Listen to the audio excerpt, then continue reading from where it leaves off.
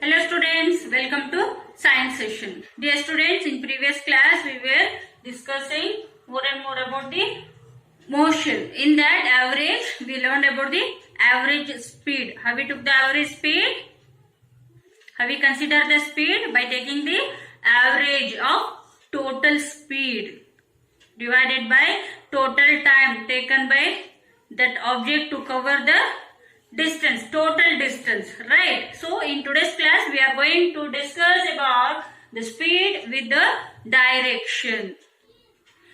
Dear students, the rate of an object can be more comprehensive when we consider its speed along with its direction. So if we specify the direction, then it will be more comprehensive, means the direction along with the speed, or else if we consider the speed along with the direction, then it is called as velocity. What is velocity? The quantity which specify both the direction as well as the speed, that is called as velocity.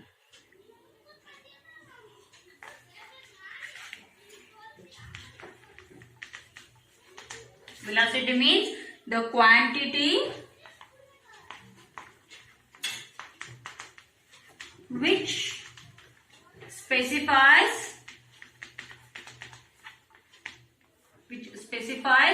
both speed and direction. Both speed and direction of an object, that is called as velocity. Velocity can be uniform or it can be variable. Means sometimes as we studied in the speed of an object, sometimes it moves very slowly, sometimes it moves very fast. Like that in this also. So sometimes the velocity is constant, but sometimes it may be vary. Means if it is moving in one direction with a high speed, while taking turn into another direction, it may decreases its speed or it may increases with its speed with respect to the direction. Means while changing the direction. Got it? So at that moment also we consider. So this velocity may change. In the change, if there is change in the speed of an object, or if there is a change in the direction of an object, or both. When the velocity changes, when there will be a change in the speed of an object or the direction of an object, or both, then the velocity of an object changes. Got it? When an object is moving with a variable speed, then we can consider its magnitude of its rate of motion of an object. We can take its average. By its average, we can consider that magnitude of rate of an object by its average. How we took in the speed of an object, how we consider there? We consider the average speed. Average speed means what? In previous class, what do you mean by average speed? Average speed can be calculated. How we consider? With the total distance covered by an object divided by total time taken. Okay, so what is average speed? That is total distance covered by an object divided by total time taken. Like that, in this also we consider, if it is come to velocity. Here also if it is variable, if it is a variable velocity, here also we consider the average velocity. Average velocity means, so if it is at some point, if it is starting from this point, it is moving, again it stops, again it starts moving, again it stops. it changes its direction and moves along along another direction. Here it stops. Means here how we consider the velocity? There will be a change in speed. There will be a change in the direction also. But from where it started, it is called as its initial position, and where it stops, it is called as its final position. Average velocity is equal to, how we consider average velocity? It is the total distance covered. How we calculate here total distance covered by an object? By taking its initial position and average of initial position and final position, that is, which is equal to initial velocity plus final velocity whole divided by 2. Okay, so average velocity is equal to, which is equal to initial velocity plus final velocity divided by 2. So initial velocity plus final velocity is nothing but it is the total distance covered by an object. That is the speed, average speed. Here how we consider the average speed? Like that we consider the average velocity. Okay, so that is initial velocity divided by plus final velocity whole divided by 2. In short, how we write this one?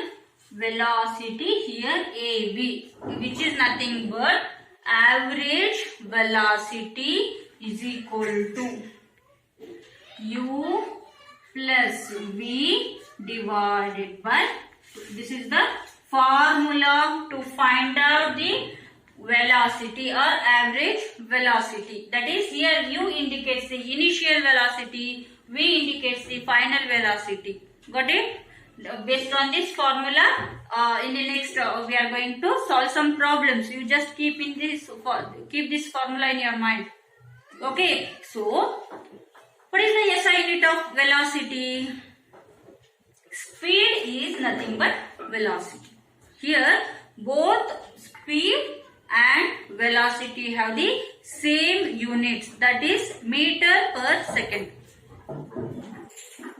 Both speed as well as velocity, both are having the same unit, that is SI unit, that is meter per second. Why both the units are same? Because here also we consider the distance covered by an object. Here also consider the velocity of an object. Velocity means it is nothing but the distance as well as the direction. Okay, so this is also measured in the form of meters. Here also time taken, that is, yes, both are having the same unit, that is meter per second. So if I ask you in examination, write the SI unit of speed, you have to write down meter per second. If I asked you to write down the unit of velocity, there also same you have to write down, that is meter per second. Understood, students? So keep this formula in your mind. Let us solve one example. Let us consider one example. Okay, students, let us consider one example, one problem. Here, the odometer of a car reads 2000 km at the start of a trip and 2400 km at the end of the trip. If the trip took 8 hours, here time is given and the distance means the velocity is also given. Got it? So odometer means what? This is a meter which consider the distance covered by the vehicle. Okay, so the odometer of a car reads 2000 km at the start. This is the initial of the trip, and 2400 km at the end, which means this is the final. This is the initial velocity. This is the final velocity of a car. And Here time is given, that is it covered this distance in 8 hours. What we have to do? We should calculate the average speed of the car in kilometer per hour. Okay, and meter per second also we have to consider. So first what we have to do? We should consider here to calculate the average speed. Average speed means what? It is the total distance covered by an object divided by total time taken. Okay, so if S is equal to what? What we have to consider here? S is V minus U. How much distance covered by this car to complete the trip? This is the initial reading, this is final reading, means we have to take the difference of this. That is V means final velocity, U means initial reading. That is 2400 minus 2000, which is equal to 400 kilometer. This is the distance, total distance covered by this car. Okay, now we have to apply the formula. What we have to consider? Average speed. Average speed. Here you have to write down the formula. Average speed is equal to what? Total distance divided by time taken. What is the total distance covered by the object or car? That is 400 kilometer. 400 divided by, what is the time taken? 8 hours. 400 divided by 8. What is the answer? 8 5s are 40. Okay, which is, or else 8 50s are 400. 8 5s are 40. 0 as it is. This is kilometer per hour. Why? Because 400 is in kilometer, 8 hours means it is in hours. That's why directly we can write down kilometer per hour. Okay, so if we have to consider calculate in the form of meter per second. Okay, so here what we have to do? This is 50 into. Okay, 50. So or else we can, let us consider the 400 itself. 400 divided by 8.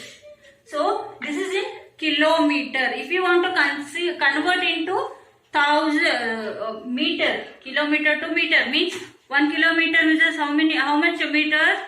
That is 1000 meters makes 1 kilometer, right? This is 1000 divided into 1000 divided by 1 and 8 hours. 1 hours means in a seconds. How we should consider? For 1 hour 3600 seconds are there, right? That is 8 into 1 divided by 3600 seconds makes 1 hour. 8 into 3600 means for 8 hours how many seconds we can calculate like this directly, which is equal to 20 cancels here. Okay, now 13.9 meter per second. That is, if we calculate 20 gets cancels. Okay, let us calculate here. Okay, 20 gets cancels. 4 1s are 4 9s are. Now again if we calculate, it is 1000 divided by 8 into 9. Okay, so if we simplify this, what we will get?